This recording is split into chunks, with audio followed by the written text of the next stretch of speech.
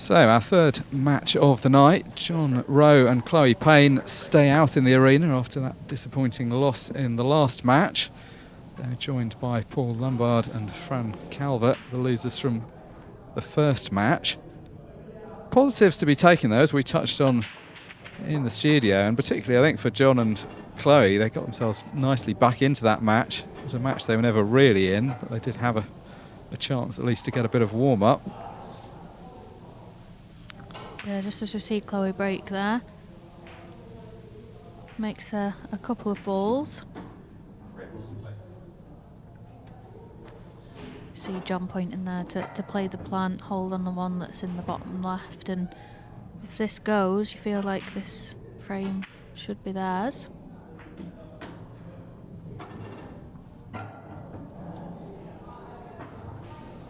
You can see the way John plays, just how quickly things come to him. He's already down, ready for the shot.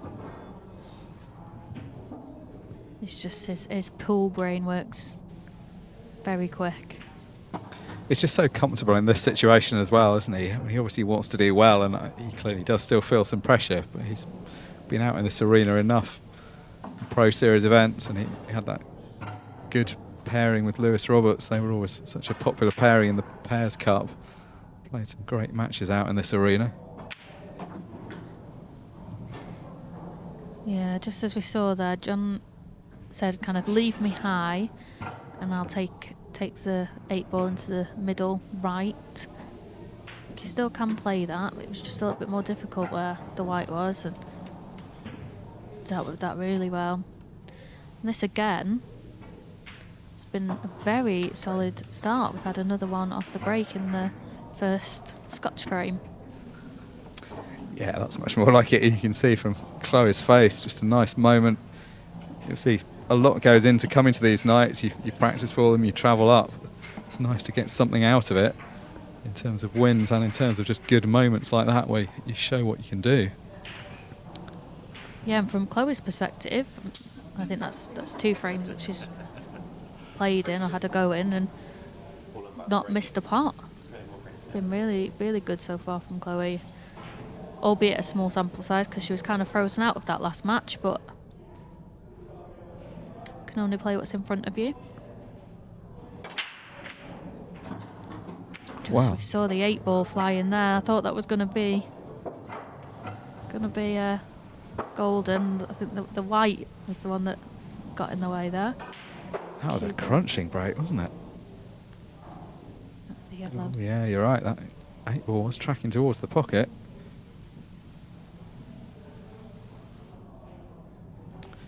Well, not a bad outcome, although he's finished quite close to this red. I don't know that the bottom red goes past. Can he just squeeze it past the top one?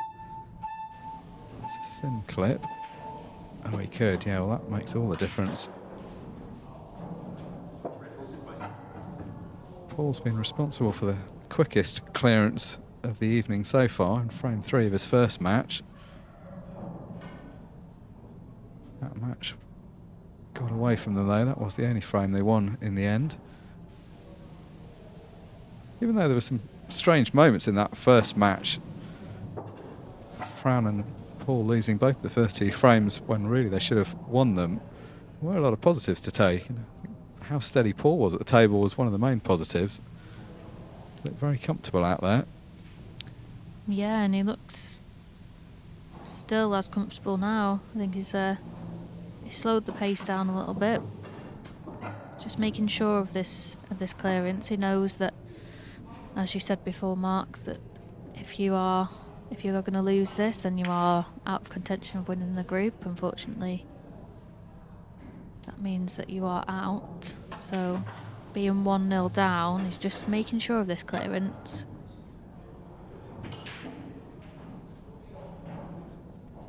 Just going to play one good shot here. This will unlock the rest of the pattern. Got a fairly full pocket. That red's maybe just a slight distraction, but you saw there's plenty of room to get through cleanly.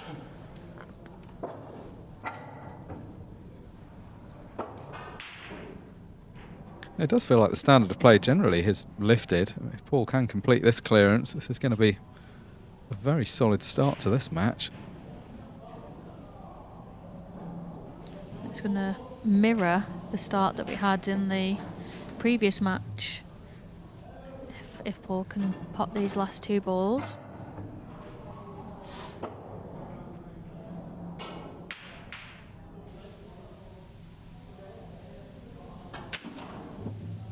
The only difference being that both frames went Curtis and Charlie's way, and these 2 pairings have shared the spoils.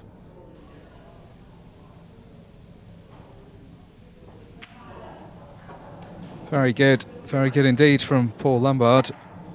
That's 2 good clearances he's made in this match. That was a much more difficult one than the one in his first match, and he took a bit more time about it, as well he might. It's been a quick start overall though to this match. 1 frame on either side of the scoreboard, and good frames for both of them. I think you saw Paul there saying, "What a break." I think he's given himself some well-deserved recognition there. Yeah, I like the way they're enjoying the night. They're clearly here for a bit of fun, which is really what this competition's all about. It's the lead up to Christmas. It feels like we always have a bit of festive cheer from this one. Another crunching break. I mean, it just kind of goes without saying, doesn't it, from John? He just always seems to get so much movement from the balls. And we could have Fran here experience what Chloe experienced in the last match.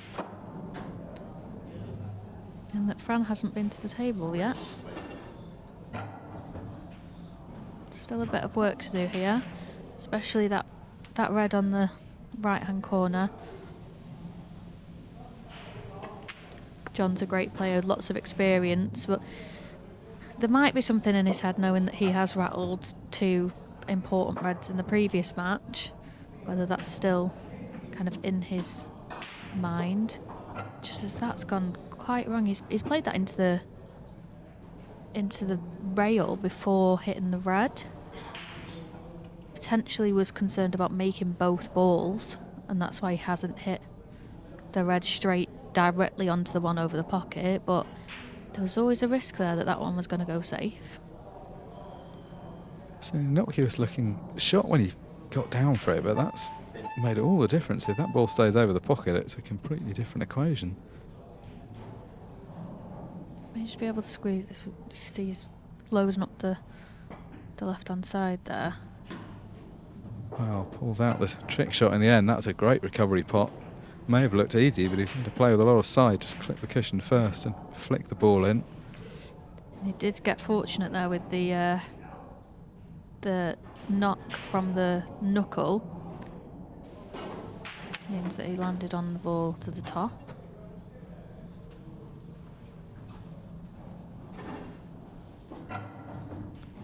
This will be harsh for Fran if she doesn't get a shot. He's going to have to cue this well now to get back over. Oh, just pulls up. I thought he'd hit that too well. I didn't actually think he could get there. This has been really good, hasn't it? He's made this clearance a bit difficult for himself, but hasn't he taken them well? Yeah, and if anything, I think it hurts slightly more if John had taken them out just as they were there, and that didn't land awkward. It's the hope that kills you off a little bit. Fran thinking, oh, maybe I'm going to get back to the table here, and John is like, no, I'm still going to get the job done. Yeah, it's exactly that, isn't it? When you're sitting looking on, you're just thinking, oh, he's out of position a couple of times, and that almost going in off in the middle. So, Fran Calvert frozen out of this match, steps up to break in frame 4. Very experienced and very good snooker player. Twice reached the World Championships, 2011 and 2019. And a run through to the semi-finals of a Open Seniors event in Belgium in 2020. Playing a bit more pool recently. She's played an event or 2 on the Challenger series.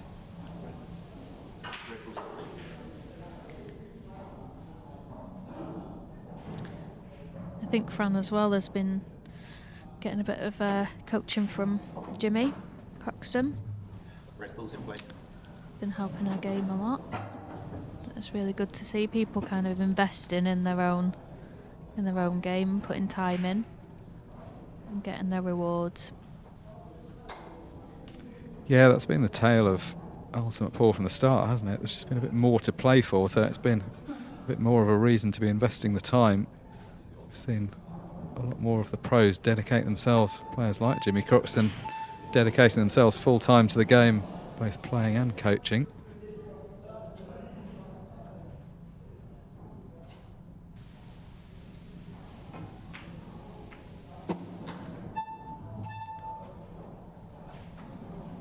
And just hit the 8 ball there, and I think it's okay.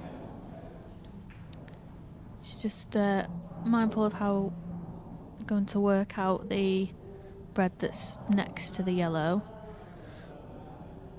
I think what they might want to do is play short position if it doesn't go into the top left.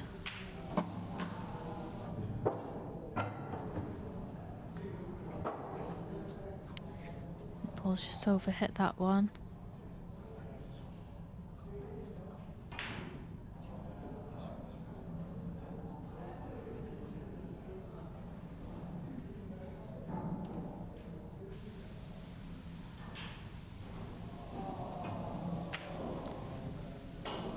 Yeah, you feel like that was just getting a little bit away from them there. Don't think it's the worst result, that red staying on the table. It's not always that useful to have a pocket covered, but this particular spot is in quite a useful place for them, because John and Chloe have got this yellow in an awkward spot, which is why John's going straight after it. I think there's always a little bit of something in your mind here of playing this and hitting the red full in the face, which is why he kind of got up, I think, and the cue ball following the red into the pocket. So he's played that well there and left the white quite safe. That loss of turn shot is so important. It's a legal shot, of course, when you play your ball first and then go on to pot your opponent's ball. It just means it's the end of your turn at the table. Such a key tactical part of international rules.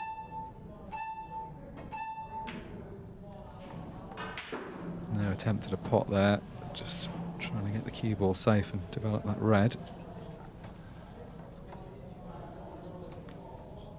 Hasn't got the cue ball particularly safe. Chloe's got an easy starter to the middle.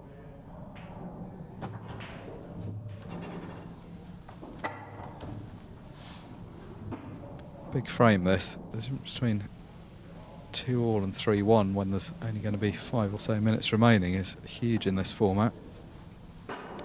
Yeah, and I really like that shot there from John, just knowing when to pull back.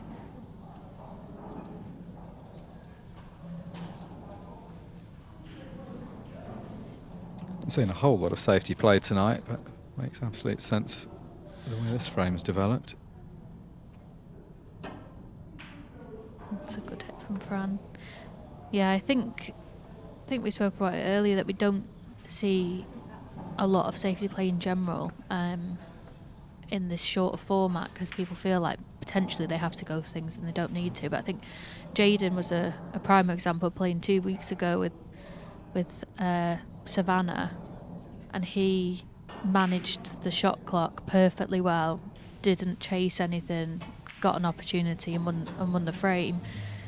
And it was just showing kind of how important it was to, you know, play the match clock and play the right shots and not necessarily push the boat out when you don't need to.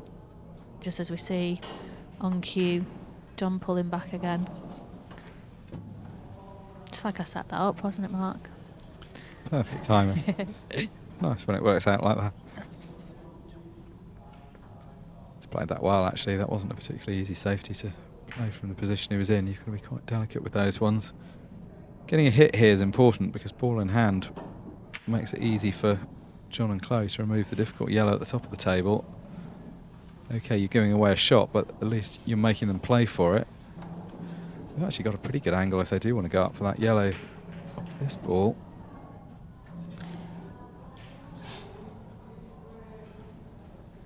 I was actually wondering whether there was a shot there to play the yellow into the knuckle and leave the cue ball behind the 8 ball. But it looks like they're going to be a bit more aggressive and go up for the...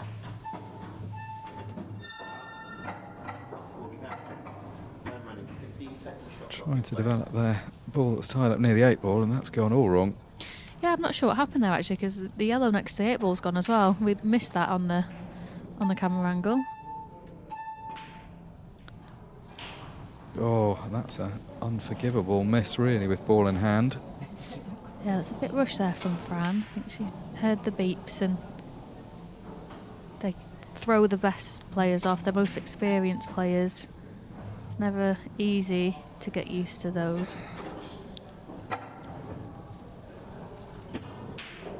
John playing the other side of that red ball, but at least he's left Chloe a shot, albeit a more difficult one than he was hoping for.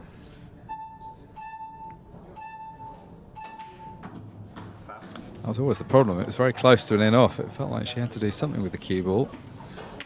Yeah, a bit of a comedy of errors right now. Opportunities being handed back and forth. You can see etched across the players' faces. This time, Paul and Fran, this is as good a chance as you could possibly want to get the scores back on level terms. Yeah, it's not the greatest of shot. Fran's stretching here. Wants to come round for this for the middle. That's a good shot. It's important to play that positive. She needed to come off those 2 cushions, just guarantee the position. If you get tentative and just play off 1 cushion, you can get the length wrong. Well, they needed a few goes at it, but they'll be very relieved to get this back to 2-all. Just so Fran taking her extra time there. Just knew how important that was. And we're all square at 2-2. Not a whole lot to choose between these 2 pairings. I guess, really, based on what we've seen, it's John and Chloe that are going to be upset with the 2-all scoreline. They had a couple of decent chances in that frame to get it to 3-1, and that would probably have been enough for the win. One of my favourite things about doubles is you can see the partnerships go a little bit confused when their balls are racking up and lip reading them. They're asking, whose break is it? Is it my go? Is it your go? And I don't think as however many times you play, just there's so much going on out there, it's so easy to forget. Yeah, we saw that last week. One of the pairings played out of turn and a foul was called. A couple of the players were mentioning that on their way in today. They were clarifying what they were allowed to ask the referee. They wanted to make absolutely sure that they could ask if it was their turn. Yeah, it's always best to ask, isn't it? It's another big break here from John, but not the easiest of clearances, probably one of the most difficult clearances that he's had in front of him.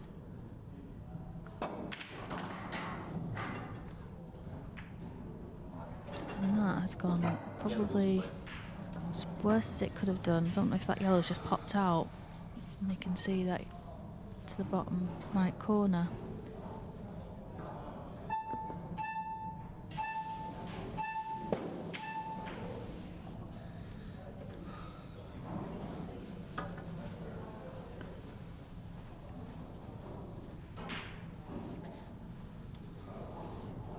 Both pairings do want to make sure that they get the win here.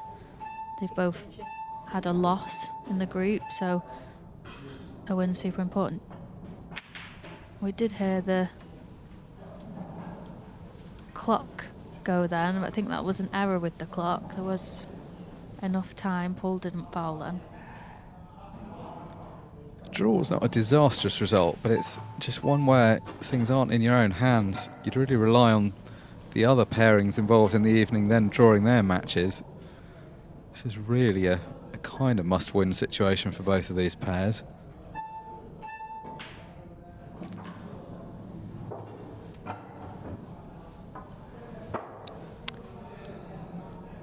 We're going to get into that kind of zone when John pots another couple of balls where he's going to have time to go for the clearance, but if he misses, his opponent won't have time for the counter clearance. And in fact, that's turned out pretty nice. That yellow's stayed in a possible position in the middle of the table. So she needs to pot the ball bottom left and just make sure he comes high enough that the two reds in the middle of the table aren't in play.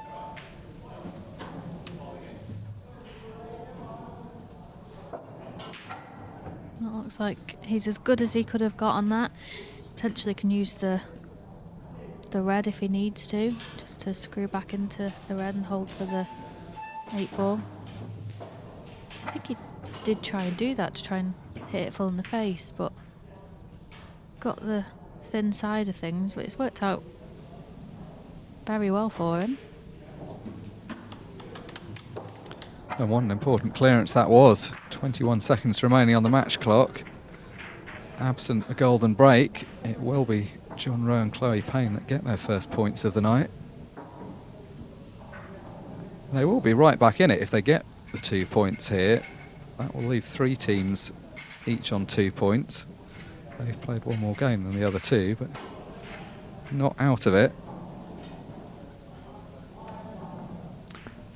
This is do or die for Fran Calvert. Anything other than a golden break here and they're out of the night. They'll have one more match to play, but they have to get at least 1 point out of this match to be in mathematical contention. So, got to get the 8 ball moving. Second ball down, go for the cut break. Oh my goodness, the line was there as well then, just a little bit more power. That was probably one of the closest we've seen to like a clean golden break. Yeah, it's one of those ones you just know that's the only thing that's good enough, so you have to optimise for that. Wow, warm handshakes and laughter around the room. They had a good stab at it, but ultimately wasn't to be. Paul Lumbard and Fran Calvert, still one match to play, but out of contention. John Roe and Chloe Payne get their first points on the board.